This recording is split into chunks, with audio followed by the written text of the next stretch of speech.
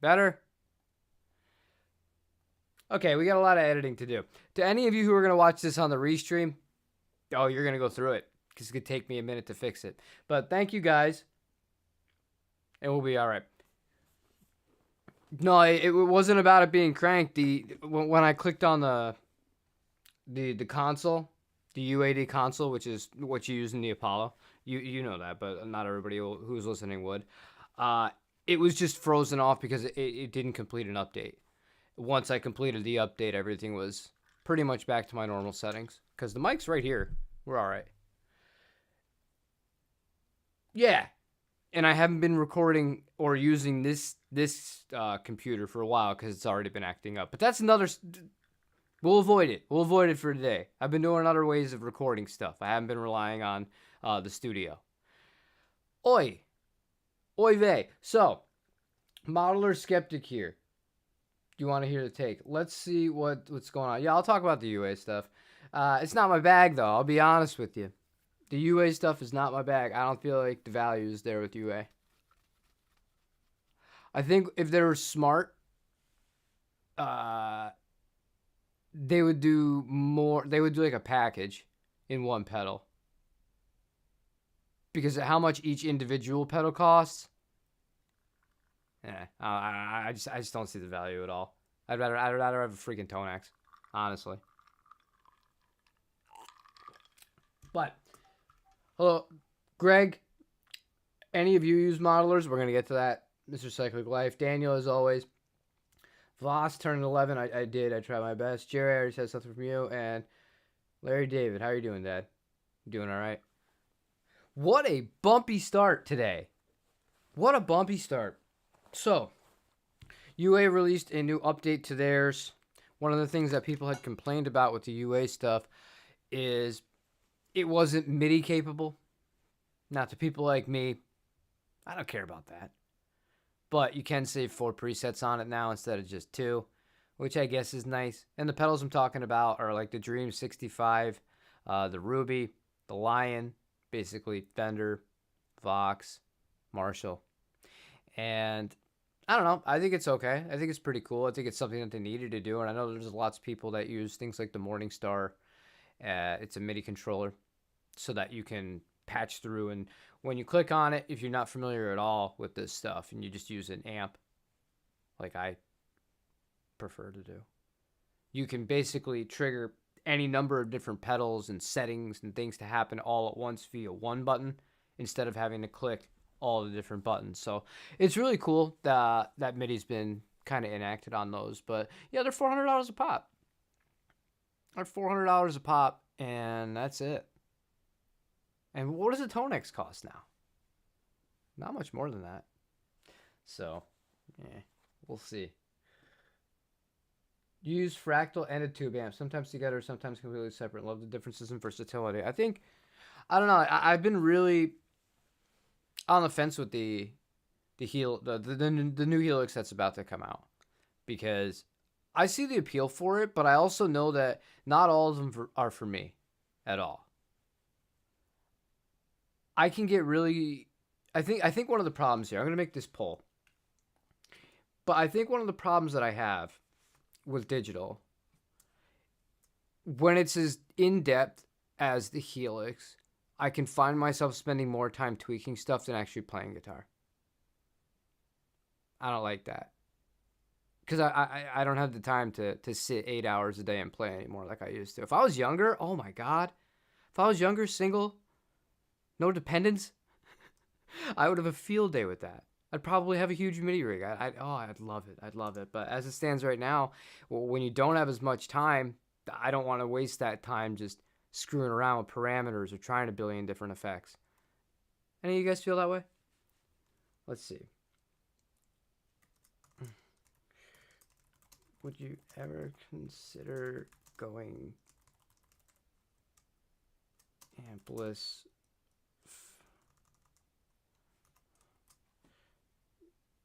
Yes, no, never, hybrid.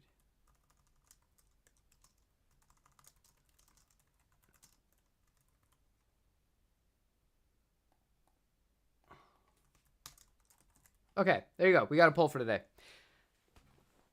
Would you ever consider going ampless? Yes, maybe, never, or use a hybrid setup, like our buddy over here said.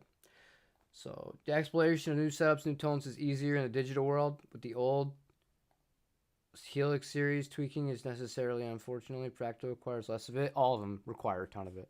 Now, I think for me, the thing that has always stopped me, I've heard a lot of bands use all of them, whether it's Fractal, older days. You heard a lot of Kempers. I don't really hear many people playing Kempers anymore. Helix, etc., etc. They sound really good and much more convincing the more drive you're using. And a lot of the stuff that I play, especially on here, I don't really unleash my inner 18-year-old all that much on YouTube. But it's clean. And to me, it's a night and day difference clean. It still is. When I had the quad cortex, that was the thing that I wanted that to work, because in practice, the quad cortex solved so many problems. I was able to, in theory, if it didn't break at a very high paying gig and leave me screwed if I didn't bring a tube amp with me, we had it routed out so my wife's vocal and my guitar were both going out to a DAW and one signal, and that was getting tracked. That was really good. We tried it at home. Everything was good with that. And also, just being able to have all that stuff in the one box, have vocal effects on, her input line, and then have everything I needed on the other.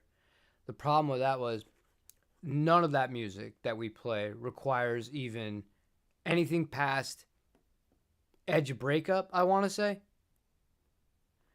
And there was always this like hype in the quad cortex, the sound. I don't know how else to describe it. It's like hype. It's very sterile sounding. Live, it wouldn't have made that big of a difference because the audience doesn't care. That's the thing that people always forget. The audience doesn't care. As long as it sounds passable and you can play what you're trying to play, you don't screw up, you have a good performance, they don't care. They're never going to notice the difference. It's guitar players that are going to be like, oh, that definitely sounded a little bit modified. It didn't sound right to me. The average person doesn't care. The average person wants to be entertained. But it bothered me that much. I just didn't like it. I thought it sounded pretty good with gain. Going back to some of the other ones, I think Tonex does a really good job. I honestly think, having tried both, like I have a Tonex, the capture quality of Tonex is way better than the capture quality you'll find on the neural stuff, because it just sounds less hype. It just sounds more neutral. It's a little bit more of a learning curve to figure out how to get it to work. Compared to the neural, that's the one thing that neural beats everybody at, is how easy it is to capture your amplifiers. But the quality of the Tonex, I think is better, a lot better than what you find with the neural. And I know that when the Stadium launches, we're not going to have any of that stuff immediately anyways. So we'll have to see. We'll have to see what it goes with in the future. But none of them sound right clean to me. None of them do.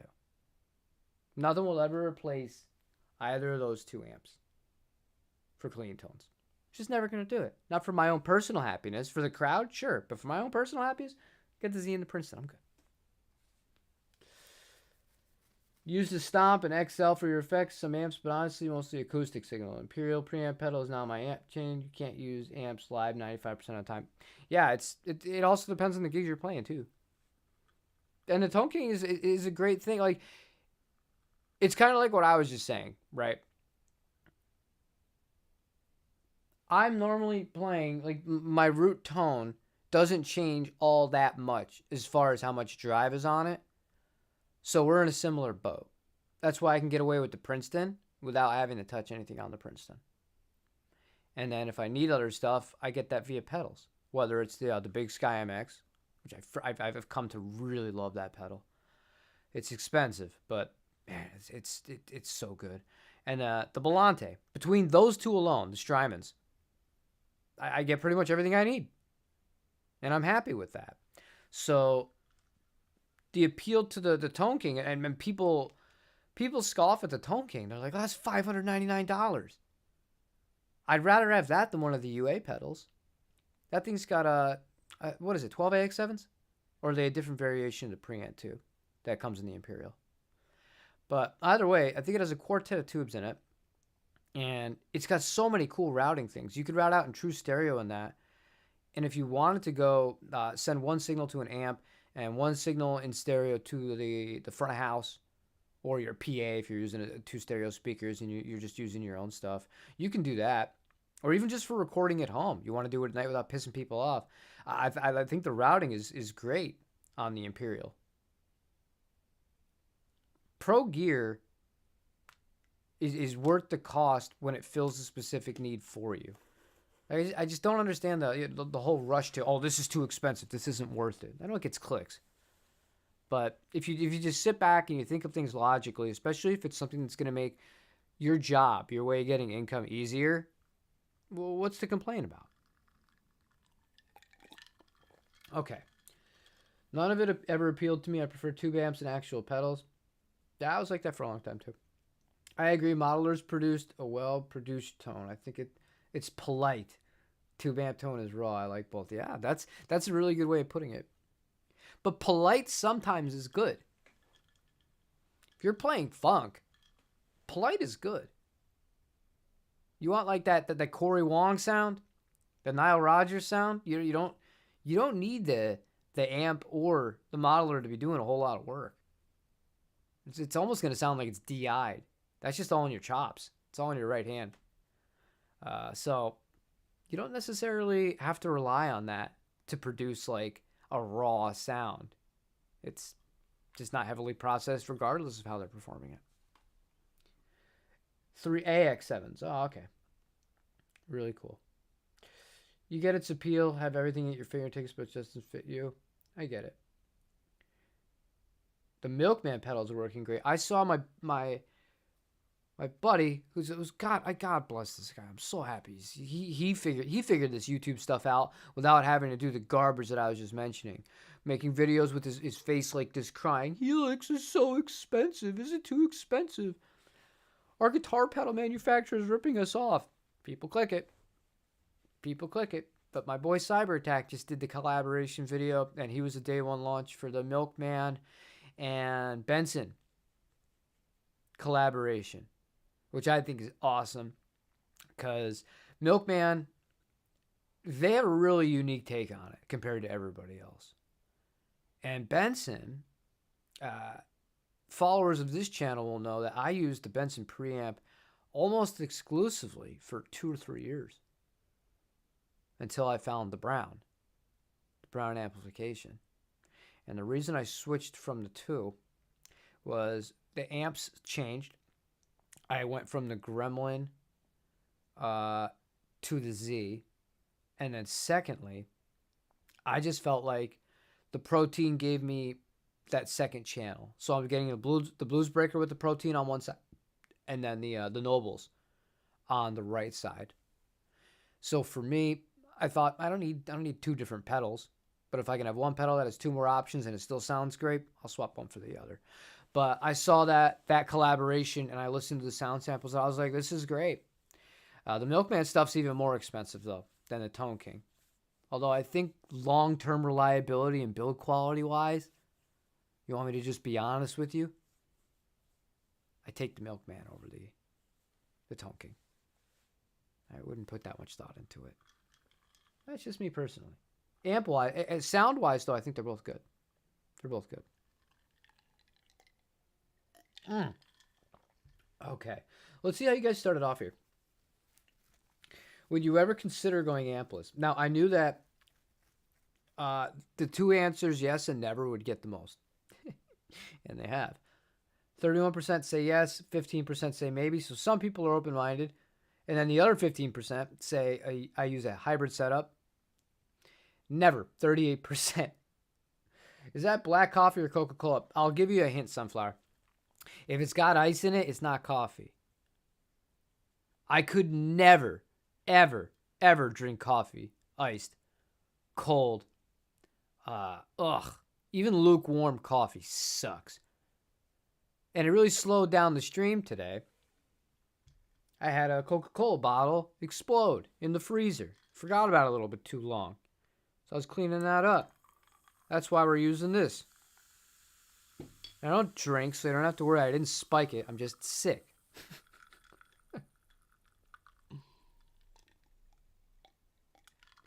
The Benson collab has an op amp boost. Yeah, I think what they did was really cool.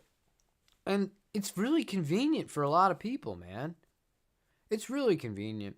And with the way some venues are acting now, having the option of not having loud noises on stage that are less tameable and less controllable, like you can get into the sweet spot without it hitting a certain dB level, that is preferred by a lot of places. I don't know how many times you guys have gone into a restaurant and the restaurant has live music, but it's typically like a duo. You know, a singer and a guitar player. They'll have backing tracks going on. It'll be going through one PA. Sometimes it'll be then forwarded out to the PA that goes through the entire restaurant, right? But a lot of the times it's just going right to the PA that they brought with them for the performance, and that's it. That's it. You'll be hearing no actual amplifier. You're hearing, well, whether it's an HX Stomp or whatever, plugged right into the board. And they're just playing along like that. And some of them, they even got their in-ears so that they don't have to deal with the latency, because obviously you're not getting the same response without a wedge speaker in front of you to be able to hear what's coming back quick enough. You don't want to have to rely on the PA going out. That's always one of the problems I've had with small little digital rigs like that, is being able to worry about my own monitoring. Because I always, I'm like many of you guys, you've gigged and you're older, or if you started off and you were doing it before any of the modeler stuff, the amp was always behind you. The amp was always behind you. Didn't matter where you were playing. So you'd always have stage volume, and, you'd be able to really not have to hear yourself get muddied up by everybody else. But in a lot of setups, that's not always the case. Especially those small ones. And I'll tell you what, a lot of those small ones, those are the ones that pay. How funny is that? Let me see. You hope the next Yamaha THR is inspired by a stadium in some way. I mean, like modeling wise. Maybe. They're the same company. So it's possible. But I like the idea of that. I think that's a cool little practice amp. It's got a funky shape to it, but it's a practical shape. If you've ever seen one of those in person, it's just basically this little rectangle, and you just pick it up, and it goes with you, and that's it. It can operate on Bluetooth and all that, and they're a lot better built than some of the other ones that are slightly less expensive. That people, every once in a while you see 40 billion people post videos on the same day about them. Not here to disparage anybody, but I'm just going to call a spade a spade. I trust Yamaha in that world more than some of the other people. And the price isn't that different. So, I don't know. I give so much credit to Line 6. And part of the reason why I'm excited for this new Helix is because of that. It is unheard of to go as long as they went, and are still going, to be fair. They didn't stop with supporting hardware that's 10 years old, that's digital. That's unheard of. And to do a great job and keep innovating and keep making life better and listening to the community. Like, we always say that, like, oh, well, why won't X guitar brand ever listen to us? Or why does this always happen? Why can't a company just not replace something every 2 years so I feel like what I have is outdated? Line 6 are the company. They are, and they've proven it. They're not just talking smack. They're not coming in and saying, oh, they're the latest and greatest, and then not fulfilling day one promises. They're not lying to you. Granted, how they give information has changed, because it's kind of had to, because leak culture and then other companies like stealing and hawking ideas, like they can't even hint at stuff anymore. I remember somebody from Line 6 was talking about this, and it made a lot of sense. Aaron sent me that link yesterday. They don't want to even hint at things, because the competition is so willing to just snake anything that they can to get a leg up, because that's what they have to do. Because to take out the king, so to speak, which is line 6 to me, and I don't even think it's freaking close, you gotta act in any way you can. So they're a little bit, I don't know. I look at them almost like a real amp company in that sense, just because of how long they support their products. I love that. And I know it's going to be good. I know it's going to be practical. I know it's going to solve a lot of problems for people. And I don't think the price is bad at all. I really don't. I'm going to get more into why in a second, because I want to give you guys some food for thought here. But they really cared for Variax too with updating it, even though even did an HD update for guitar modeling instead of selling it as a new guitar. Yeah.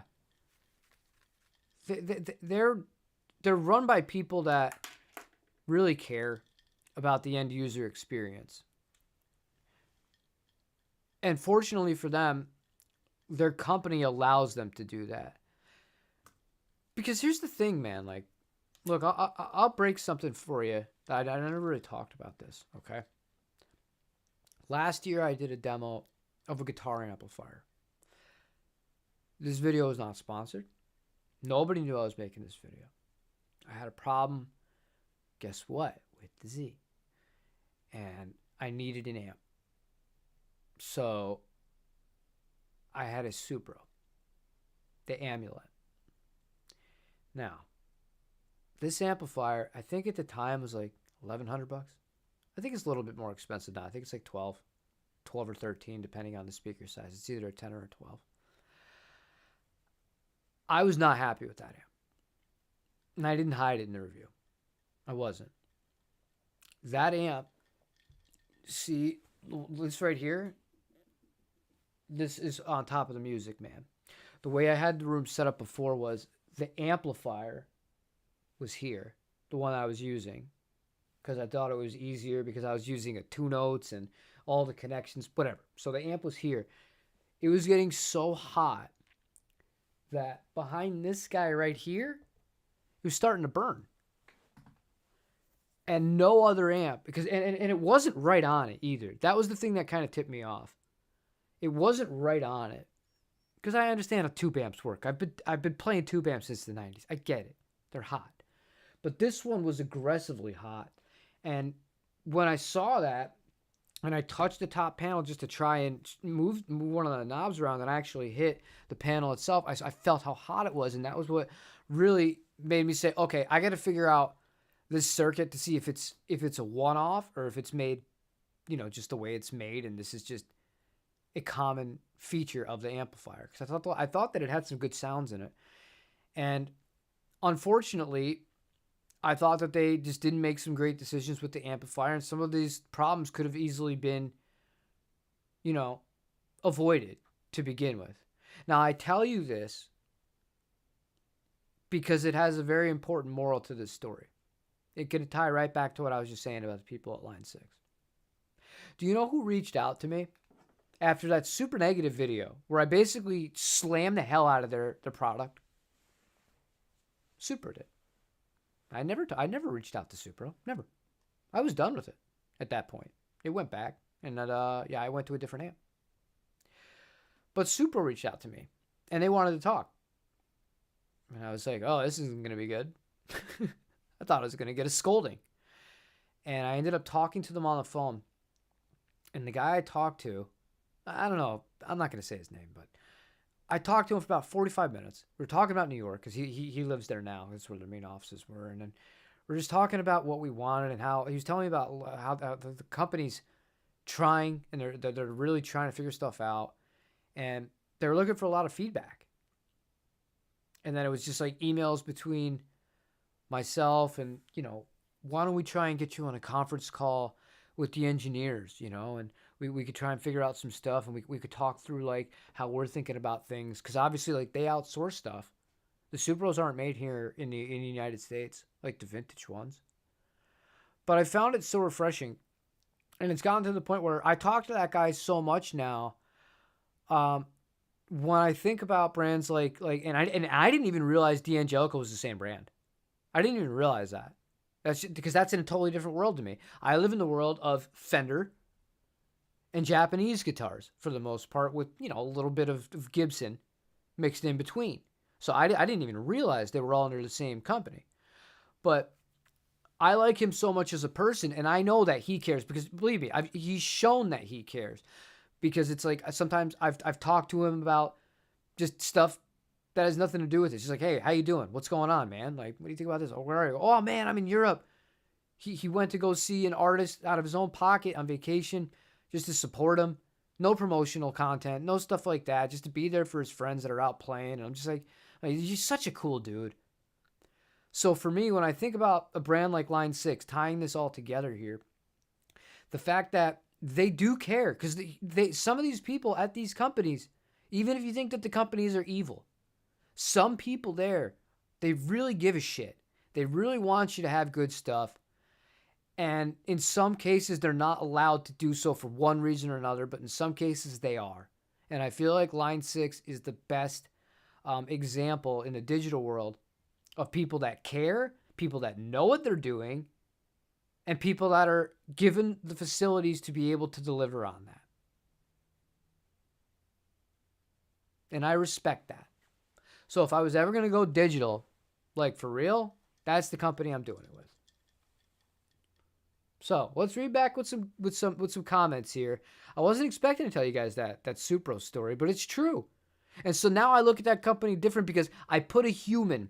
I hear a human's voice that represents that company, and it's been going on for too long for me to be like, this guy's full of shit. He's a good guy. He's a really, really good guy.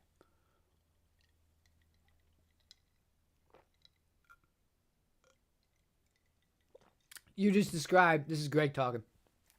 You just explained 95% of Amy gigs. That's the duo he plays with.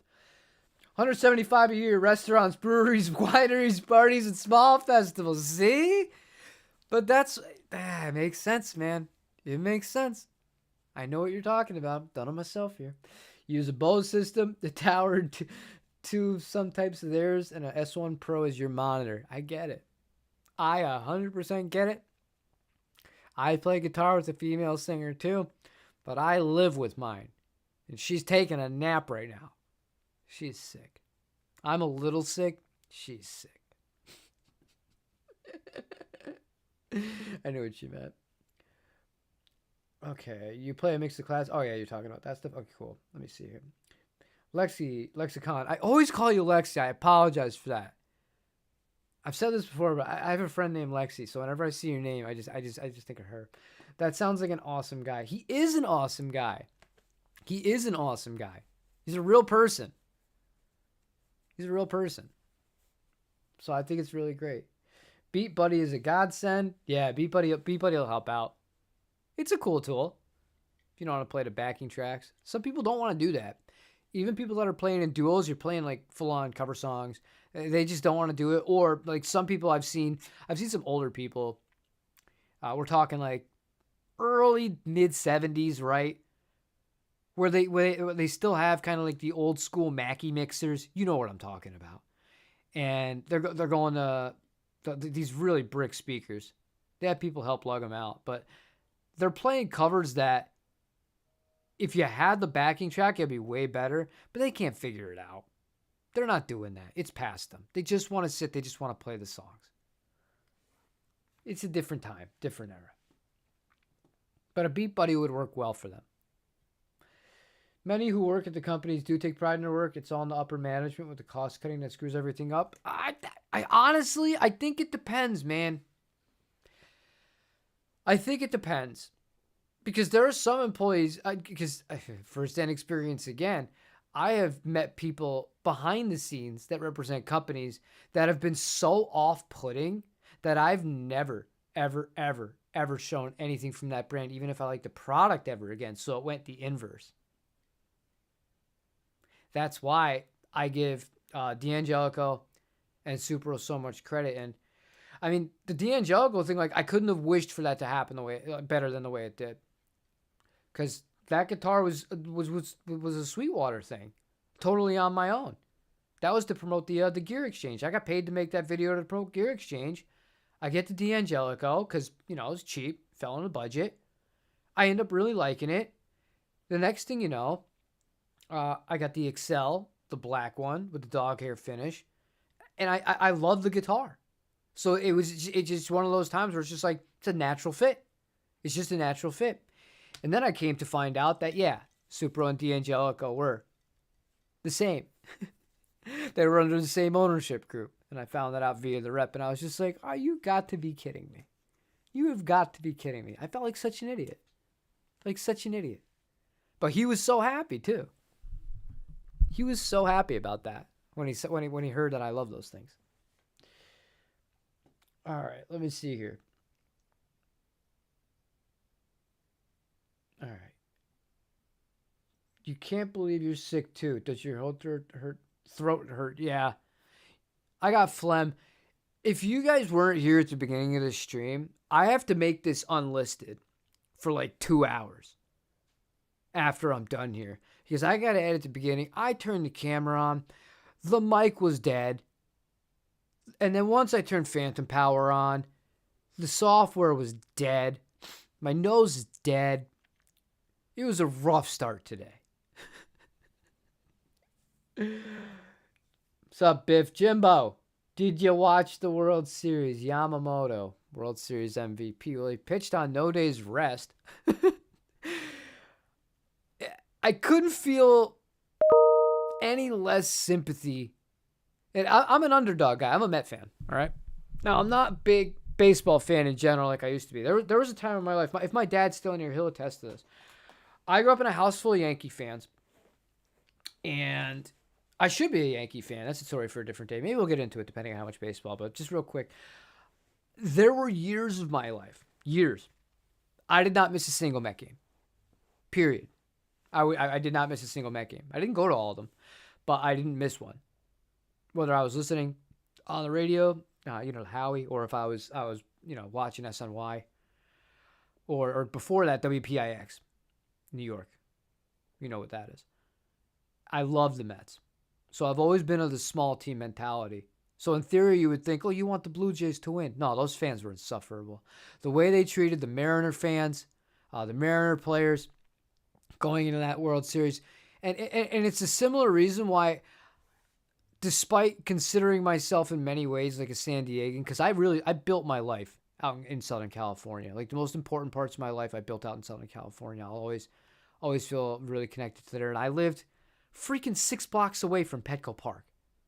The Padres suffer from the same problem that the Blue Jays do, minus a few of the players. I don't think Vlad suffers from this. This arrogance, this entitlement, this I'm the best, and the fans have it. So when I saw the Dodgers, who by all means here, they should have lost that series. They should have. How Toronto blows 2 games back to back at home to clinch a World Series, you got nobody to blame but yourselves. I was happy that the evil empire, normally that's the Yankees, I was happy that the Dodgers won. I was very happy about it. And I love Ohtani. I think he's great. And that's your baseball talk for today. All right. Don't apologize for calling you Lexi. It's a good short name. I'm going to call you that then. It just makes my life a little bit easier. All right. There are good people in management as well. That's what I'm saying. That's what I mean. I don't think it's all the corporate's bad. You can work for a company where you're not going to be able to do a damn thing and still technically be in management. That doesn't mean you're bad. Just like anything else, man. It's just like any other industry. Everybody's got to answer to somebody. Unless you're the king. All right. That arrogance caused them for sure. I think it cursed them, yeah. That arrogance, man. But you're right. Yamamoto, so good. And do you know the other thing that really bothered me about that? You can't just give the guy credit, Yamamoto, for what he did. Right after he does that, they send him home, at home, with no rings. They're celebrating on your field. What do the fans do? They dig up, oh, it wasn't that impressive what he did. Madison Bumgarner did something more impressive with the Giants. And that doesn't take away from the fact that the guy did something that is very rarely done in World Series history. He was lights out. and pitched on no days rest to close the World Series. Just shut up. Just shut up. You can't just tip your hat to people these days. Just tip your hat. They earned it. The Dodgers absolutely earned it. The Blue Jays are choke artists. If you're a Blue Jay fan, I apologize to you if you're level-headed. But, man, it was very difficult to feel sorry for you. So much so that the next time the Blue Jays play the Yankees, I hope the Yankees are actually good. At least their pitchers weren't selling balks to bettors like the Guardians. You know what? You know what? Do you know what bothers me more than anything? Well, man, that was hyperbolic. But you know what really bothers me? I refuse to call them that. One of my favorite movies, when I was a kid, the original Major League, with Bobby Uecker, and Charlie Sheen, obviously. He's known as the face of it, the Wild Thing. I love those movies. I love the Cleveland Indians. I was a Met fan, but I had a soft spot for them because of the movies. And I thought it was so great. And the Major League 2, it's just such great movies. I can't take the name the Guardians seriously. I can't do it. They're the Cleveland freaking Indians. I'm sorry. And I'm not Native American, so maybe I'm not qualified to speak on this. But I just think it's so stupid. I think it's so stupid. They're the freaking Indians. Go back to calling them the Indians. That's all I'm going to say about that. You're using the Voice Live 3? The Voice Live 3 is a cool tool. It'd be nice if Helix eventually does more with the vocal stuff. Because they're missing a big market with that. I think if they did more with the vocal processing, they'd sell more units, especially to like people that do specifically what Aaron does. If you don't know what Aaron does, Aaron's a singer-songwriter, plays acoustic 90% of the time in the gigs and sings. So if you could take one box with you, it does all the processing, it can create harmonies for you, perhaps a little bit of tuning, everybody. Let's just call a spade a spade. They use tuning. They tune the vocals. Everything on the record you hear, it's tuned. You have a little bit of that for convenience, a little bit of delay, a little bit of compression. Be great. You plug your acoustic in too. You get a good acoustic sound. Send it stereo out to the PA. You're laughing. You don't got to bring anything else with you. So everything would be cool. You're a Mariners fan. The ALCS was brutal. This was worse than 2001. Oh, 2001. Oh, man. Dad, if you're in here, Dad, please type something. Still, if you're still in here. That team was so good. That Mariner team. I told it, he used to get so mad at me. Because, the 98 Yankees, I think, were the most dominant team in my lifetime. The 98 Yankees were freaking gods. And they earned that status because they won it all on top of that, too. They weren't just regular season. But that regular season Mariners team in 2001, they were better. They were better. But once the lights went on in the postseason, the Mariners, man, they didn't exactly have the Yankee pedigree. And as much as I dislike the Yankees, I don't hate the Yankees. I dislike them because I like the Mets. But you have to give credit. That team, when George was still in charge of the team, nowadays they're a shell of themselves. That team had magic to them. That team had real magic to them. Hate to admit it, but you felt like they were always going to find a way. They're always going to find a way. Biff Tannen must suck to be the catcher at practice. Yeah.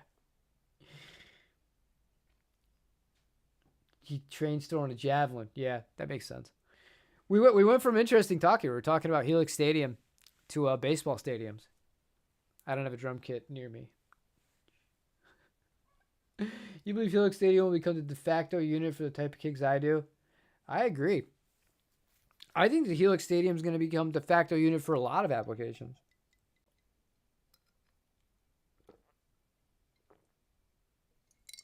Let me tell you, it tastes like crap with ice. It's way better when the actual bottle is cold. But Helix Stadium is just going to open up a lot of doors for a lot of people. And there's so many bands that have really embraced it. And it just makes your life easier. It does. You use one of those FRFR, I don't have one, but you use one of those FRFR cabs. I was pointing to something that doesn't exist in the room. You know exactly the sound that you're getting out of the Helix. And when you use one of those cabs, the only tweaking you're going to do is kind of to match the room that you're in, and you're done. You're not worrying about mic placement. You can do seamless transitions, and it's just easy. Even if you don't want to do all the other automation stuff, you don't want to have the showcase mode where you can control lights and all this. You can do all that. Or you're going to be able to do all that with the Helix Stadium. You don't have to. You can use it in a much more streamlined way. And I just think it's going to hit so many boxes for so many people. I'm excited about it. I really am. I don't know if we're going to borrow it or what, but I'm going to try it. I'm absolutely going to try it from Zounds. And do your buddy Jimbo a favor. If you're going to get one of those, use my affiliate link and get it anyways. It's not like a guitar, where I can understand that more because people are more picky about weight, and not all the guitars at Sounds have the weight on them. People want to know that. It's a digital piece of gear. I would greatly appreciate it. All right, let me see here. How do you all use the Bigsby? Getting a hollow body today, so asking. I know what Bigsby you're getting, and I know what guitar you're getting. The advice I'm going to give you is sparingly. I would go to reverendguitars.com. And I'm not telling you buy a Reverend guitar. Just hear me out. Go to reverendguitars.com and go to their store. They sell a Bigsby spring. It's called a soft spring. Buy that from them. Wait a few days for it to show up in the mail. Take the spring out that's in the vibrato unit that you're getting. And just swap it right away. That alone is going to help you a lot. Now, I'm being really diplomatic because I'm not going to say the brand and I'm not going to rag on the hardware for that specific model too hard. But you can make it work a little bit better for I think it's like $15. Okay, Go Mariners. It was brutal, no doubt, but the quality of baseball was pretty good. I thought, well, you're just a very, very, very level-headed person in general, Staley. I can't see you getting upset and throwing angry beers at a TV screen, which I've seen many times from other fans of other teams in other sports. Football is the worst, though. American football, not football with your feet. Well, those people are nuts. Okay. Look up the stadium now. I love it. Especially if they get the vocal part down. That's the thing. If they've really put in some work, which I look at how much they did with regular or the original Helix in that 10 years and the things that they made possible in that 10-year span that were people never thought this stuff was going to be possible. And they just kept adding in for free. That's the other thing. This was all free updates. I think it's inevitable that vocal stuff is getting put into this. I just think it's inevitable. My own personal opinion. And I think then, you're really, nothing's going to beat it. Nothing is going to beat it. And you can't put a price on something that solves all of your gigging problems in one box for so many different applications. Whether you're a solo artist, you're playing in a duo, you're relying on backing tracks, you can use the software on that to remove certain parts of the song if you just want to play along with that. Dude, this thing is, I never used the word game changer, and I'm not going to right now, but it is a huge leap forward. It is a huge leap forward.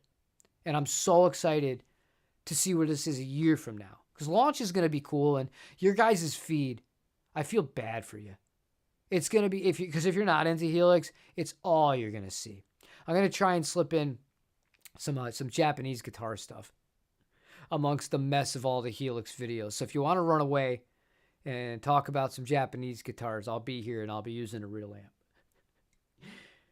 Yeah, James, you are a Met fan. You're an original Met fan. You're old and loyal. You bought your guild.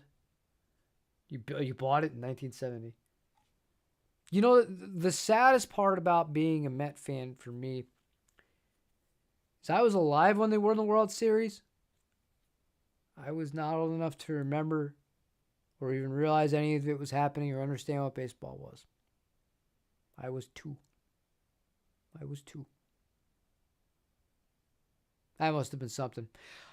I bought all those games years ago. I bought all those games so I could watch them at any time. But the series they had with Houston before that was a crazy series in the NLCS. Man. Yeah, I was a diehard Met fan.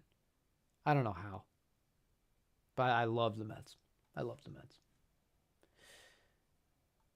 Okay. On a more personal note, your shoulder is feeling a good better and even playing a little acoustic again, sweet spot on electric guitar. You missed it. I'm happy you're feeling better. And, you know, rest is the number one thing. And I said that because I am so guilty of this. I try to play through pain. I try to work through pain. I'm stubborn. And the older you get, the worse that idea is. Because you're just prolonging it. So the smartest thing that you could do is give yourself proper rest. I'm happy you're doing that. To be honest, you're typical curmudgeon when it came to ampless at first. But if it can sound good without an amp, what's the fuss about it? It makes life easier. That's the whole point. That's what I'm saying. Who cares? Who cares? As I said in the beginning of the stream, well, when the stream actually got started, it was a disaster at the beginning of the stream. Nothing that Helix offers is going to replicate either of those two amps, the Z or the Princeton. It's just not. It's not. They're two totally different flavors. And there's a multitude of reasons for that. Forget even just like that sag and the feel of the room and the air in the room. Because even if I got an FRFR cab with the Helix, it's still not going to be the same thing, I don't think. Exactly the same thing. And then the analog reverb tanks. Never the same. That's one thing that no modeler from any brand, I've not played one that's been convincing. The closest thing I've found are the Strymon spring reverbs. That's it. The ones that are in the Flint, the 60s one, and then the Big Sky MX has a really, really good sounding spring reverb on it. But I've never heard one from Line 6, from Fractal, from Neural. Neurals are really bad. The spring reverbs specifically, not all the reverbs, because there's some cool reverbs in all three of those, but for spring reverb, I want that surf sound. I want that classic wash. Not usable. Not usable. Only the amps will do that. But for everything else, you could convince a lot of people. Oh, I was using a real amp on that recording. No, you weren't. You know that, but they don't. And then they go out and they buy the amp. So that's what they think they used. No, sir, I was using a digital product. So with the Helix, would you need a cabinet? You wouldn't need it. No. You could use one if you wanted to, but you don't need it. No. It's got a variety of outputs, and you could hook it straight up to your DAW. You could hook it up right up to little monitors if you wanted to. You could play with headphones if that was something you desired to do. You don't need a FRFR cabinet. And as a matter of fact, I've never had one with a modeler. Another way you can do it is you can use the effects loop of an amplifier that you have and run it through there. You're going to bypass the section of the actual amplifier itself when you do that, and you'll just be using the modeler to power it. It's pretty cool. Lots of ways of doing about things. 1969 Mets and Jets. You learned to play 10 years old then. You know, I hate the Jets. That's the other thing. People always look at me funny because I'm like, I'm a Met fan. They're like, oh, so, you know, Jets too? No. Giants. Islanders? Devils? No. Rangers. And then we all had the Knicks. Nobody likes the Nets. It's if you lived in New York, you were a Knicks fan. The end. Okay, I don't care who plays for the Nets. They were a joke. Even that team that went to the finals with Jason Kidd, nobody cared. Nobody in New York cared. They're the Nets. You might have to add a third pedal board for stadium and patch your other boards into it. Dude, that'd be really that's not a terrible idea. I don't know if you would need to go with the XL at that point because you got so much other stuff, but just a regular stadium, that'd be great. That'd be great. And then you could use it as your hub and do all your program changes and stuff like that via the Helix. So you can have all the other the pedals like to the side. And if you guys haven't seen Greg's amp rig, I mean, I think he has YouTube, so you wouldn't have seen it, but like, it's mental. And if you could just have them two off to the side or even potentially behind you, and then it's connected to the Helix that's in front of you, and you can control all of it with the one. You have access to your tuner. You have access to all your snapshots. That might be a good option for you. I didn't think of that. Okay, you still want a tube amp. I won't lie, even though I said maybe in the poll. Yeah. I've never, and that's the thing. Even if I started to use this digital stuff more, it's just not going to replace it. I'm going to beat a dead horse. I've said it many times. What's the most you'd be willing to play for a Japanese guitar made in the 60s or 70s? That's a broad question, my friend, because there's a lot of guitars that aren't expensive that are great, that were made in the 60s and 70s. There are a few that are really expensive, though. I'm thinking of one in particular. If I was made of money, right? A 1979 Tokai, like an LS120, or even an LS100. I'd spend I'd spend a pretty penny on one of those if it was in original shape. Those are some of the best single cut recreations around, man. Those old Tokais are so unbelievably good. And that's like, modern Japan does this too with their Les Pauls, the higher end companies. They have a way of getting the feel so right. Gibson USA don't do it. Gibson USA, like, I say a lot of positive things about Gibson USA. Like, I trust Gibson USA the most out of the big three with a brand new guitar. Yeah. That might sound nuts, but in my experience, they're the most consistent out of the box without problems. But the feel thing, they feel really modern, and they don't have that. They don't have this thing about them. And you might be saying, oh, well, that's because you're talking about a Tokai from the late 1970s. No, it's not just that. It's even the modern ones. Brands like Bison, brands like Cruise Maniac Sound, the higher tier models, and 77 and Momose. Momose are the best in the world at this, at the price points. I think they make the best guitars in the world, period, across their house brands. I really do. But they have this way of just the way that the finish is applied, the type of finish, the neck shapes, everything. They feel like vintage guitars. They really feel like vintage guitars, and I don't get that from modern Gibson. Even that R9 I had, that was a crazy nice guitar. It's a crazy nice guitar. It was a different flavor though. It felt like a brand new instrument. I loved it. And I did not sell that because I didn't like it. I sold that because we needed money, and life sucks.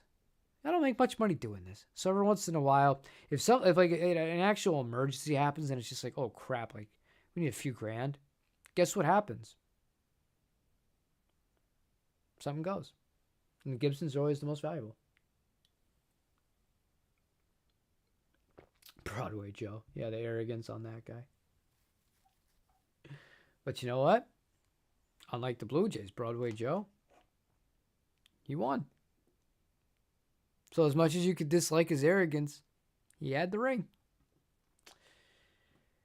Oh, man. Have you used the Fender Vaporizer amp? Those were cool, man. I love those Pawn Shop series of Fender amps.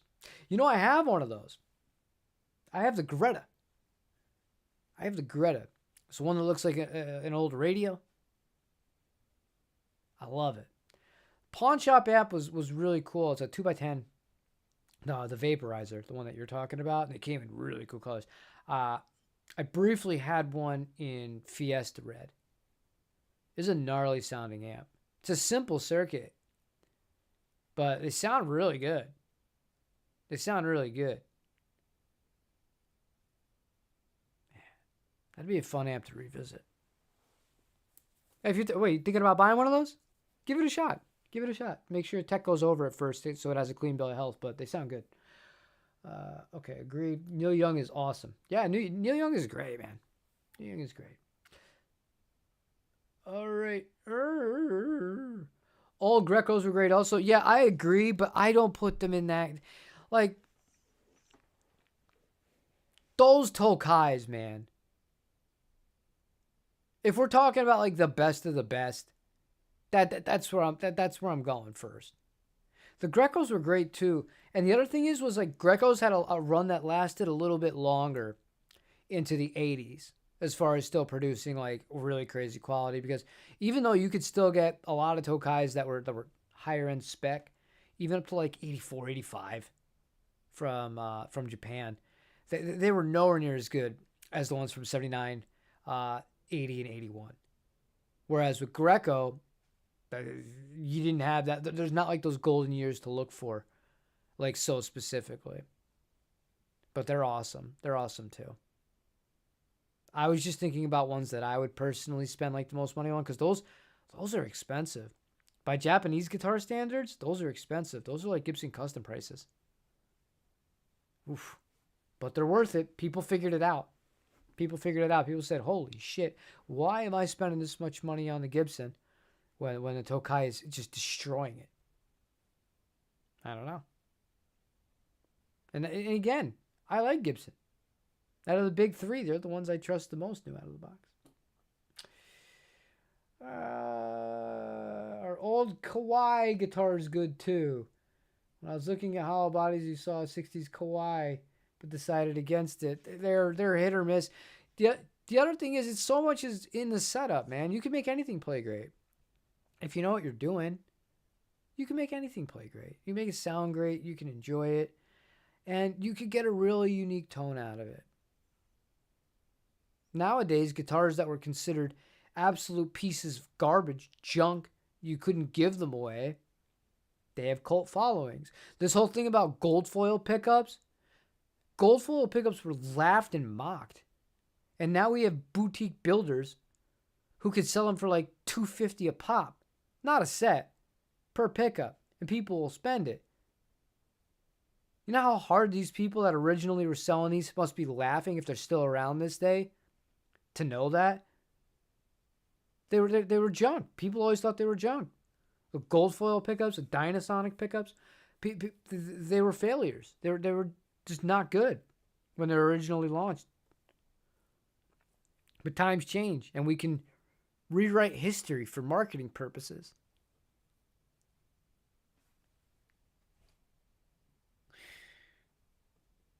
All right. Nice to see you. There you go. Not sure the difference between the 10 and 12, but I have the Sweetwater amp, put an Eminence Legend, and the Cannabis Rex was way too dark for me. Depends on the You're talking about Princeton's, I'm assuming. I hate 12-inch speakers in Princeton's. I hate them. I don't dislike them. I hate them. Because you're not playing Princeton anymore. You're not. You want to play a 12-inch speaker and a Fender combo amplifier? Buy a Deluxe Reverb. Those are meant for a 12-inch speaker. The character and the voicing is meant for a 12-inch speaker. 10-inch. 10-inch in a Princeton. The end. Otherwise, it's not going to sound like a Princeton. And the speaker has more impact on tone than anything else.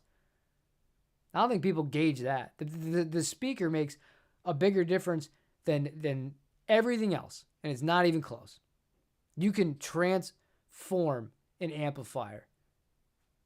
Leave the EQ exactly the same. Flat across the board. You plug it into a different speaker and you're like, whoa. And I know that a lot of people don't explore that because it's so much easier in this day and age to get a different IR.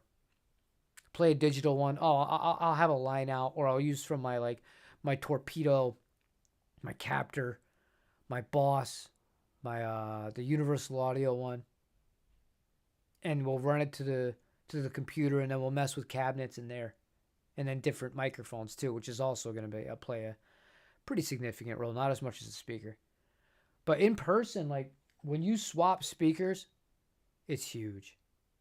It is the biggest tone altering modification you can make on an amplifier, bar none. So you take the 10 out of a Princeton, you put a 12 in. Congratulations, you've made a mini deluxe. And at Princeton. Have a great day. You as well. It's always good to see you. Let's go Mets. FAN do do do. Nobody's gonna get that except people from New York City. I will feel better though. Dynasonics and your 55 Gritch Country Club sound incredible. Yeah. Those ones, but you also got to remember a lot of the cheap brands were making like knockoff ones of those sorts of pickups too. And not all of them were the best. Not all of them were the best. Ah! Sorry. Sorry. Oh. Appreciate that. Okay, thanks for checking it out. Yep, you guys are in talking here. Understanding. Jim has talked me out of it. I did talk you out of it. Did you not hear when Rafa was in here? I think it was last week. And he's like, I haven't bought a guitar in 20 months, and I feel like I'm at an AA meeting. And I gave him more credit than anybody in the whole world because that guy tried to do the YouTube thing. He fell into all the YouTube traps. It cost him a lot of money for nothing. And he wasn't happy for the majority of it. This is no way to live. Run. Run. Do you know how awkward it is asking people to subscribe to your channel to like a video? You know how awkward? That's awkward enough, right? Because the thing is, people just don't do it. Like if I went into my analytics, I look at the people that watch. Because, dude, the other thing is, it gives you too much information. It gives you too much information. My analytics will tell me not only how many viewers I have, not only what their age groups are, not only where they are in the world, not only how long they watched for. They're going to tell me how many of the people that watched my video in a given month in 28 days are subscribed to my videos versus people that just watch the videos. Now, you ready for this? I got to find the number.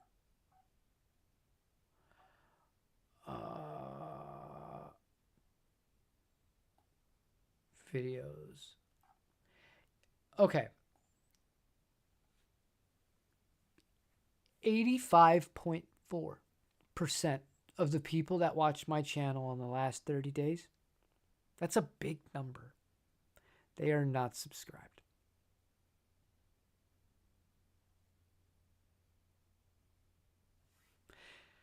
Now, in the grand scheme of things, to me, it doesn't matter because that's not what pays. What pays is views. Views and view duration. That's how you make money on YouTube, as far as from YouTube itself. But brands, especially bigger brands, when we were just talking about how some of these marketing teams and higher up in managements, they don't always know what they're doing. A lot of them take subscriber count, which is very, very, very easily to improve, let's say, inorganically. They take that as a serious metric when it's not. I don't think it's a serious metric because it doesn't directly correlate to anything. It doesn't directly correlate to sales. You can't directly correlate it to potential conversion ratio. You can't correlate it to views. Because think about this, like there are channels where they got like 5 to 7 million subscribers. The videos struggle to hit 40,000 views and they're posting daily. If you're an advertiser, would you rather give it to the guy that has 7 million subscribers, but he's getting 40,000 views? Or would you rather give it to the guy that has 100,000 subscribers and every video is getting well over 100,000 views? This is very simple. If you're in the camp that's saying the guy with the more subscribers, you're a fool. And you probably work for one of the private equity owned big companies. But the smarter ones, they're going to know that their opportunities are better off being invested into the guy who's consistently getting more views by 2 to sometimes 5 times as much. But that's not how all of them think. But yeah, no, with the analytics and stuff, like it can drive you nuts, and then you just start thinking about crap that doesn't matter. Well, what kind of videos should I make? What are people actually going to click on? I'll tell you what people aren't going to click on. People don't. You guys ask me all the time. I'm going to scold you guys for a minute here. Ready? I'm like an old man because I'm tired. I'm sick. You can hear it in my voice. You guys always want something different. You guys, oh, you guys try other brands. You got to try other brands. Okay. We try other brands. Guess what happens when I try other brands? Nobody clicks. You got to post lessons. Well, I didn't dare do that. I just did a recording thing. Nobody clicks. Nobody cares. Nobody wants to learn how to record guitar. Show me the new Fender or shut up. And long and short of it, I think that's just how it is. It's kind of sad. And obviously it's not everybody because it's not like they're getting 0 views. And I'm being hyperbolic, and you guys are the main audience because you're in here all the time. I could say this, tongue in cheek. But the grand scheme of this, to make any sort of money, which is something that going into next year, I really have to consider for a lot of reasons I'm not ready to talking about yet. And that basically means picking major companies that people will actually buy. People will not only click on, but people will buy. You know how many Yamahas sold? You guys begged for that guitar. I tried my butt off too. I made so many videos with that guitar. I liked it a lot. Yeah, Yamaha ignored me. They didn't even give me a response. That's the reason that you're not going to see another one. I felt like that was kind of crappy. But none. The answer is none. Nobody bought any of those. And then I tried the Reverends. I have more hope for the Reverends than I do for the Yamaha. But numbers wise, yeah, it's just I could make junk just about a Telecaster, one of the new ones, without even having it, and I would outperform all those videos. Or the Jaguar or any stuff like that. Oh, Gym Rant. You love it. Gym Rants are one of the reasons I watch this stream, but it is what it is. Thanks for the chat. You're throwing baseball in for fun. You can play 50, 60-year-old guitars and amps so it follows like I love analog baseball. There you go. Cheers, Jerry. It's good to see you, man.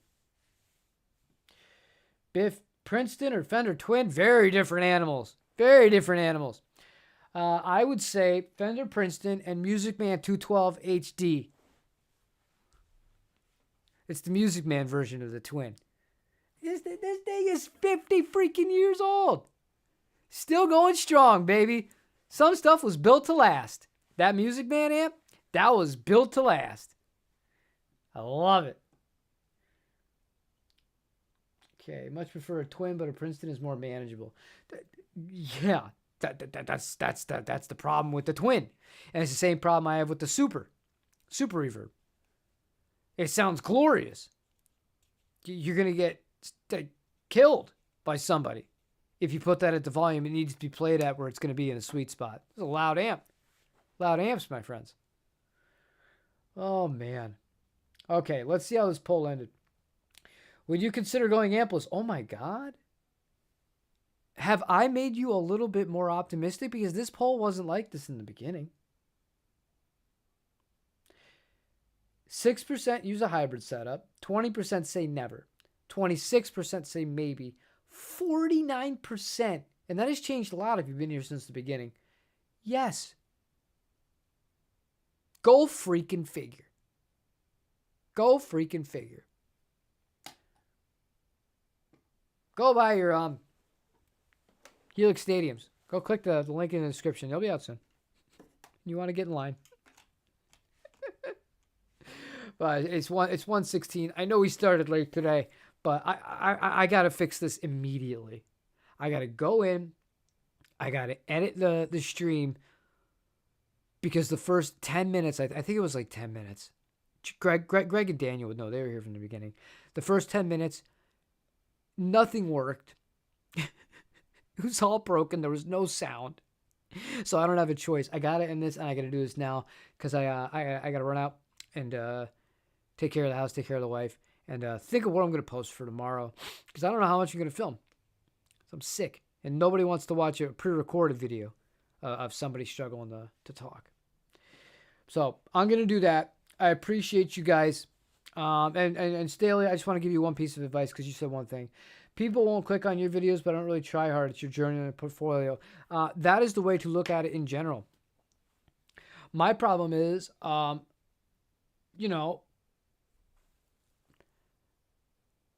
companies use my stuff for marketing, and then they don't want to pay me, and they don't want to respond to me, but they'll use it themselves. This is a rant for another day, but like, I feel like that's wrong. I feel like that's really wrong. So I like that part of it frustrates me. It's like if you think it's good enough to use and you're going to actively use it and you're going to put it on your own website to sell your product, but then when I reach out, I'm like, well, like obviously, come on, what are we doing here? And then you just blow me off. It's like, wow.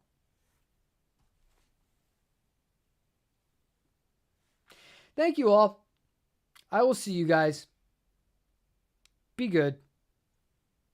That's it. No more, nothing novel. Nothing divine to say. I'm not a sage of 6 paths. Take care, Dale.